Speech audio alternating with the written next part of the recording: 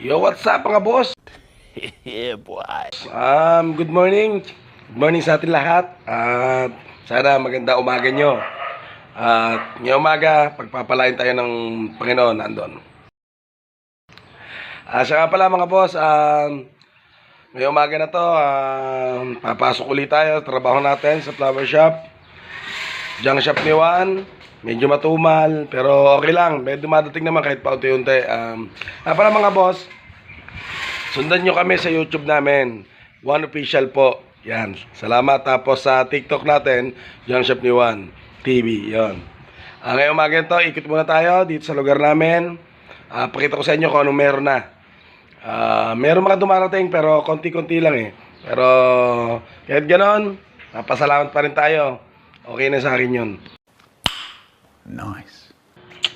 Eto, mga dumadating. Pag ganito-ganito pa lang. Ayan. Pero okay na yun. At least meron. Mga solid naman yan. Mga bakal pa unti-unti na dito. Kaya na ito. Yan. Meron tayo rito ganito. Ayan. Kasi pala mga boss, eto. Ang mga bote na yan. Ayan, malinis na yan.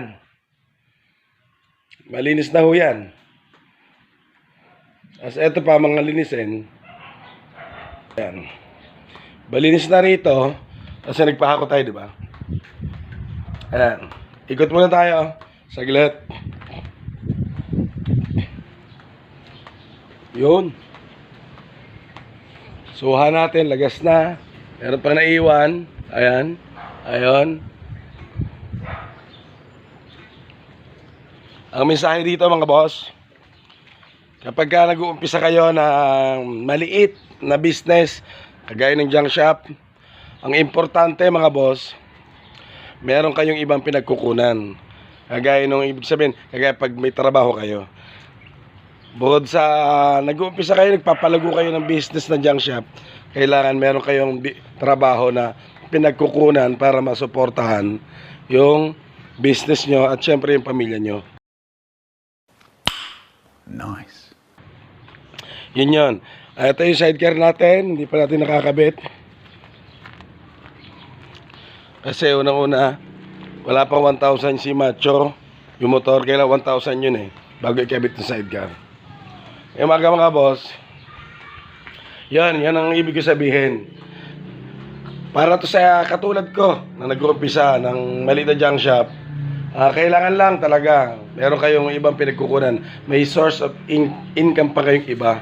Bukod sa nag-umpisa kayo ng maliit na junk shop, may trabaho kayo para masuportahan nyo yung pangailangan ng junk shop, yung business na binubuo nyo na pinipilit natin palakihin.